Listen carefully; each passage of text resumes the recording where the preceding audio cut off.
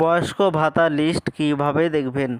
বয়স্ক ভাতার জন্য আবেদন করতে দিয়েছেন সেই লিস্টে আপনার নাম আছে কি নেই, অথবা আগে থেকে আপনি টাকা পান সেই লিস্টে আপনার নাম আছে কি নেই সেটি দেখার জন্য ভিডিওটি সম্পূর্ণভাবে দেখতে থাকুন। আমাদের এই চ্যানেল থেকে অনলাইনে সব রকমের তথ্য সবার আগে দিয়ে থাকি। চ্যানেলটিকে সাবস্ক্রাইব করে পাশে থাকবেন যাতে নতুন নতুন ভিডিওগুলি আপনার কাছে পৌঁছে যায়।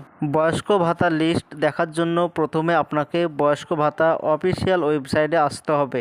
এর জন্য আপনার মোবাইল কিংবা কম্পিউটার থেকে যে কোনো একটি ব্রাউজার ওপেন করবেন। সার্চ অপশানে এসে লিখবেন NSAP, এটি লিখে সার্চ করে দেবেন। এবার প্রথমে দেখতে পাচ্ছেন ন্যাশনাল সোশ্যাল অ্যাসিস্ট্যান্স প্রোগ্রাম লেখা, এটাতে ক্লিক করবেন। এটা হচ্ছে বয়স্ক ভাতা অফিসিয়াল ওয়েবসাইট।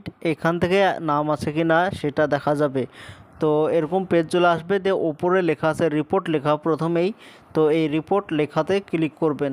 এবার এরকম একটি পেজ চলে আসবে, তো এখানে 3 নম্বরে লেখা আছে স্টেট ড্যাশবোর্ড লেখা, তো স্টেট ড্যাশবোর্ড লেখাতে ক্লিক করবেন।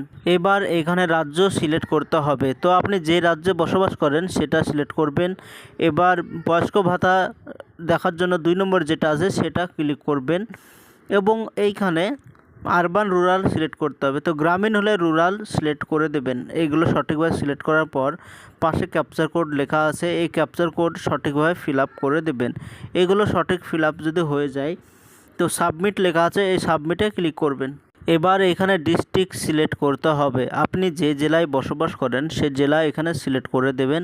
এবার এখানে সাব ডিস্ট্রিক্ট সিলেক্ট করতে হবে, তো যেটা আপনার সাব ডিস্ট্রিক্ট সেটা সিলেক্ট করে দেবেন। এবার এখানে গ্রাম পঞ্চায়েত সিলেক্ট করতে হবে, তো আপনি যে পঞ্চায়েতের আন্ডারে বসবাস করেন সে পঞ্চায়েত সিলেক্ট করে দেবেন। এবার এখানে প্রথমে ফাইল নম্বর চলে এসেছে, এরপরে আপনার নাম চলে এসেছে, আপনার বয়স কত, তো আপনার জেন্ডার এবং টাকা পান কি পান না সেটাও এখানে চলে এসেছে। তো এইখানে একটি একটি করে দেখবেন এইখানে আপনার নাম আছে কি নেই।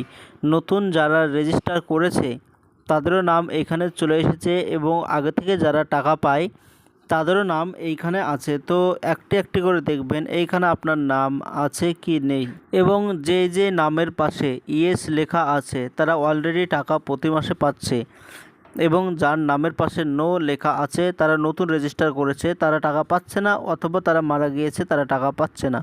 তো এখানে দেখবেন আপনার নামের পাশে ইয়েস কি নো লেখা আছে সেটা ভালোভাবে দেখবেন। যদি যারা নতুন রেজিস্টার করেছে তাদেরও নাম এই লিস্টে চলে এসেছে, তো এখানে ভালোভাবে দেখবেন আপনার নাম আছে কি নেই। তো এটাই ছিল আজকের জন্য ছোট্ট ভিডিও। এরকম নতুন নতুন ভিডিও আমরা বানিয়ে থাকি, চ্যানেলটিকে সাবস্ক্রাইব করে পাশে থাকবেন যাতে ভিডিওগুলো আপনার কাছে পৌঁছে যায়।